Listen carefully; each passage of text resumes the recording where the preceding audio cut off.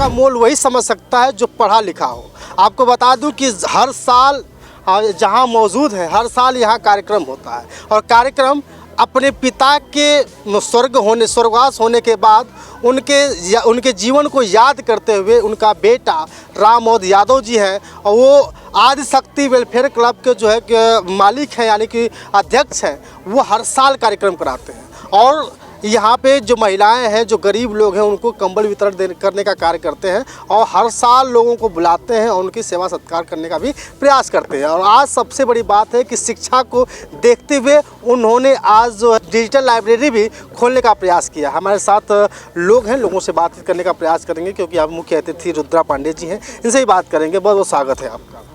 जी बहुत बहुत धन्यवाद आपका। जानना चाहते हैं कि जो कार्यक्रम हुआ है किस उद्देश्य में हुआ और क्यों कराया गया? ये कार्यक्रम जय माँ आदि शक्ति वेलफेयर फाउंडेशन, हमारे छोटे भाई श्री राममोहन यादव जी अपने पिता के स्वर्गीय श्री राम बच्चन यादव जी के पुण्यतिथि के उपलक्ष्य में ये कार्यक्रम छोटा सा रखे हैं, जिसमें ये असहाय गरीब और हमारे आसपास के जितनी माताएं बहनें, हमारे पिता तुल्य बुजुर्ग, सबको ये एक कार्यक्रम कंबल वितरण का रखे हैं, जिसमें कंबल वितरण किया जा रहा है और यहाँ पे ये कार्यक्रम कंबल वितरण का चल रहा है। इसी उपलक्ष्य में हम लोग ये बात जानना चाहते हैं कि ये इनके पिताजी टीचर रहे हैं और आज की स्थिति ये है कि लोग अपने पिताजी को भूलते हुए नजर आ रहे हैं, तो क्या संदेश देना चाहेंगे? मैं ये संदेश देना चाहती हूँ कि हमारे छोटे भाई जो राममोहन यादव जी हैं, ये बहुत ही अपने पिताजी के मतलब पुण्य को देखते हुए, इनके पिताजी बहुत ही नेक दिल इंसान थे, जो एक टीचर थे, कवि के रूप में भी थे, जो कविताएं भी लिखते थे और वो उन्हीं का ये पुण्य प्रताप है जो राममोहन यादव जी आज जो जय माँ आदि शक्ति वेलफेयर क्लब को खोले हैं और चला रहे हैं और उसी के धनराशि से ये पुण्य का काम कर रहे हैं और कंबल वितरण करते हैं। हर पुण्यतिथि पे कार्यक्रम करते हैं। मैं यही कहना चाहूँगी क्षेत्रवासियों से, जनपद वासियों से कि इस भाई की तरह आप लोग भी नेक दिल इंसान बनिए और एक बेटा होने का कर्तव्य निभाइए, जो अपने पिता के पद चिन्हों पे चल रहे हैं। बेटा को ईश्वर तरक्की दे, खूब सारा आशीर्वाद दे,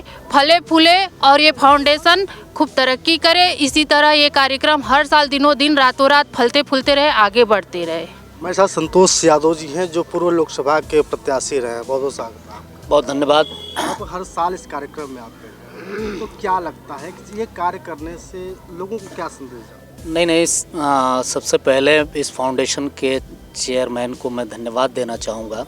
साथ ही साथ इसमें सहयोग कर रहे विवेक यादव, गामा यादव, सभी लोगों का मैं बहुत धन्यवाद देना चाहूँगा।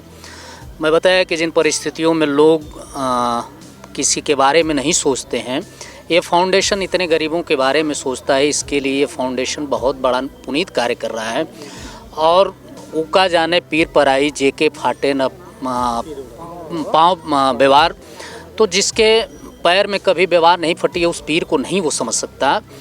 उन गरीबों से उनके दर्द को आप समझेंगे। देखिए, गर्मी में कोई भी व्यक्ति किसी तरह से अपना जीवन यापन कर लेता है, लेकिन ठंड में वो अपने जीवन को यापन कर पाना बड़ा मुश्किल होता है। एक बार मुझे याद है कि माननीय मंत्री विजय मिश्रा जी कंबल वितरण कर रहे थे स्टेशन पे। हम लोग थे, 1 बज रहा था रात में, एक व्यक्ति आग जली हुई थी, एक व्यक्ति गोल आकार में उसी आग के बगल में सोया था। हम लोग कंबल उसको ओढ़ाए, जैसे कंबल उसके बदन पे डाले, फिर मंत्री जी ने देखा कि अरे यार ये तो बहुत ठंड से कांप रहा है। दूसरा जैसे उसको कंबल हम लोग उड़ाना चाहे, वो तुरंत हम लोग का हाथ पकड़ लिया कि ना, ये कंबल मेरे लिए पर्याप्त है, इस कंबल को किसी मेरे जैसे व्यक्ति को दे दीजिएगा, उसके काम आएगा।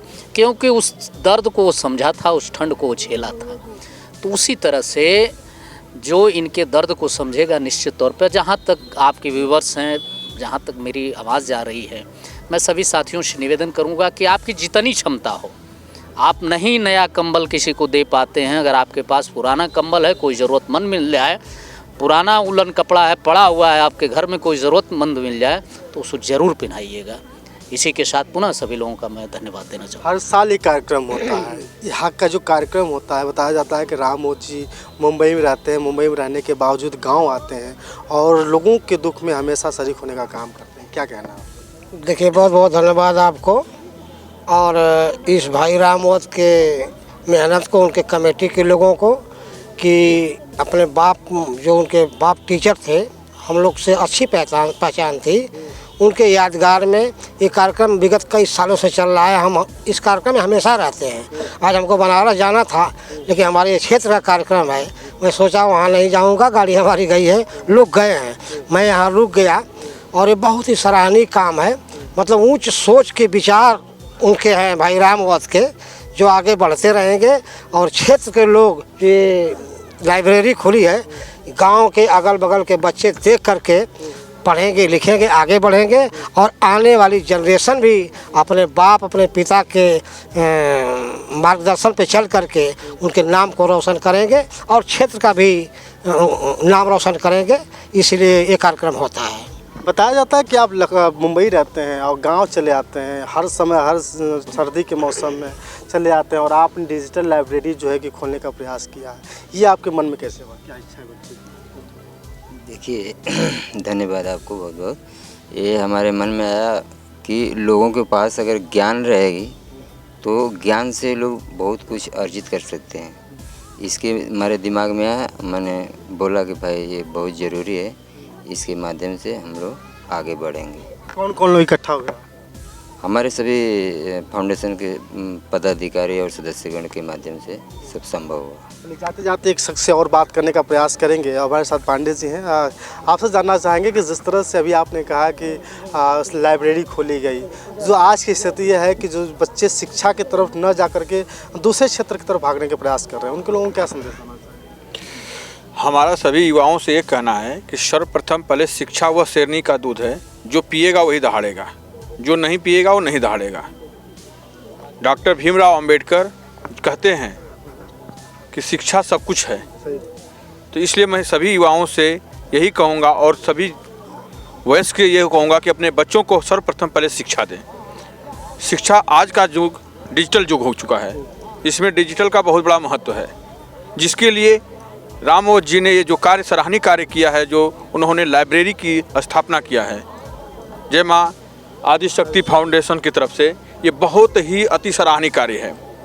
खास करके इस बैकवर्ड एरिया में, जो हमारा मनिहारी ब्लॉक है गाजीपुर जनपद का, ये बहुत ही बैकवर्ड, ऐसे ही सुरक्षित सीट है विधानसभा के स्तर पे और ये बैकवर्ड एरिया है।